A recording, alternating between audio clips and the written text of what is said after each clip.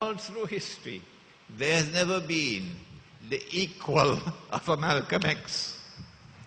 He never went to Al-Azhar University. No. He couldn't speak Arabic. No. But Malcolm had a backbone made of steel. And Malcolm was not afraid to stand up to the slave master.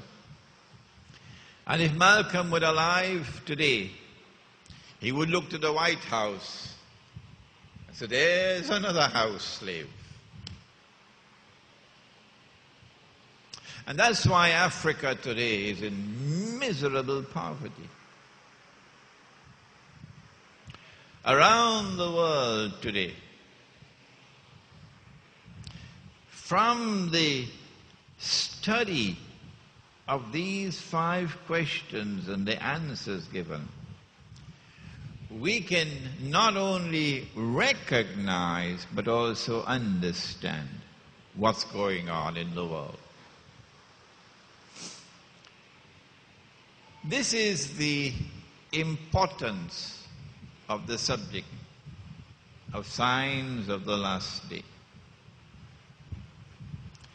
And the reason why Allah subhanahu wa ta'ala chose to send the angel at the end of the life of the Prophet alayhi salatu wasalam, when he had just a few days left to live, about 80 days left, 81 days.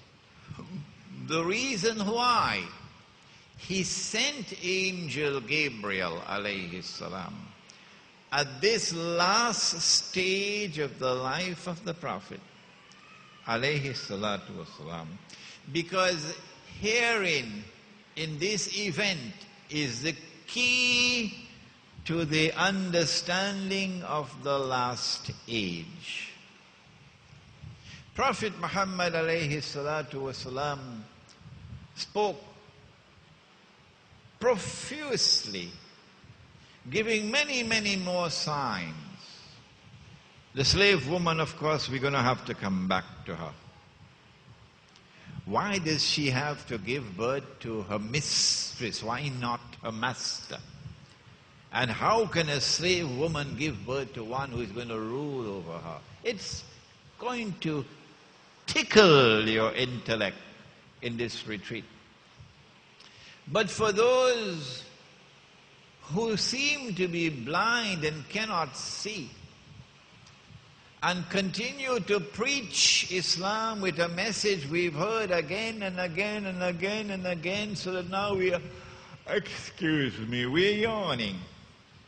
Oh, we've heard it already. But they refuse to touch this subject. We ask them, did he not say that when the last age comes, women would be dressed and yet be naked? Did you not hear that?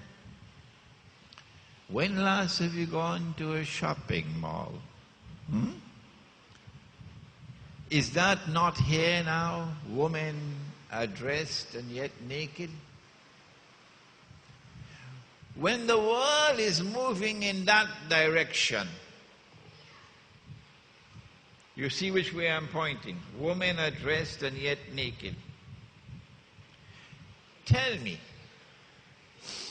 what kind of intellectual acumen do you have that you insist that we must remain a part of mainstream society? Huh? No. If that's the direction in which they are moving, we're going to move in the opposite direction.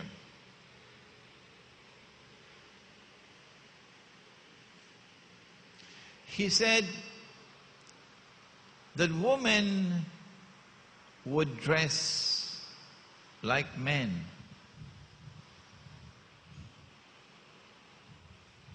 When last have you gone to the bank? Do you see them how they are now required to dress? There was a woman who was working in the Hilton Hotel in Port of Spain in Trinidad. couple of years ago. The manager, I believe, is a Muslim. But we're not concerned with him now. But Hilton Hotel decided that these are our rules. That you have, as a woman, to come to work dressed with a jacket and with trousers or with a tie. And she refused. She said, no, I don't want to dress like that. I'm a woman. I'm not comfortable with that. Do you have any problems with my work? No, you're a very good worker. We're proud of you. But unless you're prepared to abide by our dress code, we can't have you.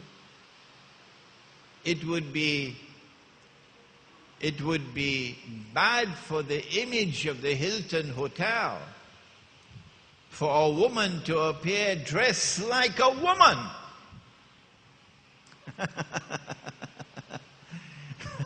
Yes.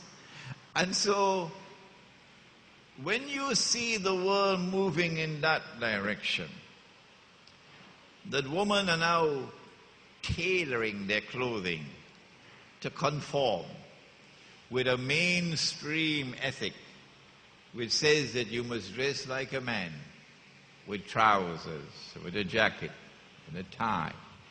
When they're moving in that direction,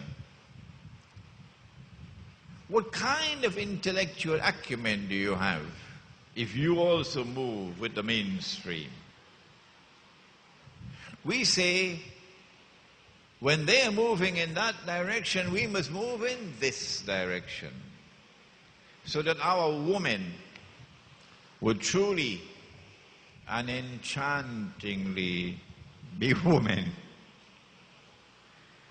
He said, sallallahu ta'ala alayhi wa sallam, about the last age, that men, don't be annoyed with me. Don't be annoyed with me. I'm just quoting what the Prophet said. He said that men would dress like women. That was women dressing like men. This is men dressing like women. Now I invite you, go on the internet and check out photographs of US presidents. From number one, was it George Washington, number one? George Washington, yeah. Check out the photographs of presidents of the United States of America. And as you go through them one by one, suddenly you will ask yourself, where did the barber come from? Because, hey, the beard is going. Every president had a beard. But look at the photographs. They all had beards. Every president of the United States had a beard.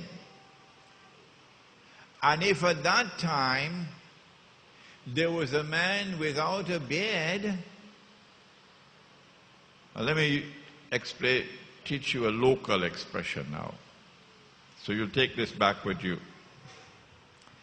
And a child were to see a man without a beard,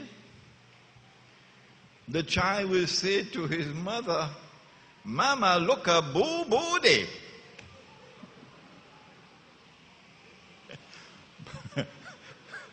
Mama, look a boo-booty. A man without a beard.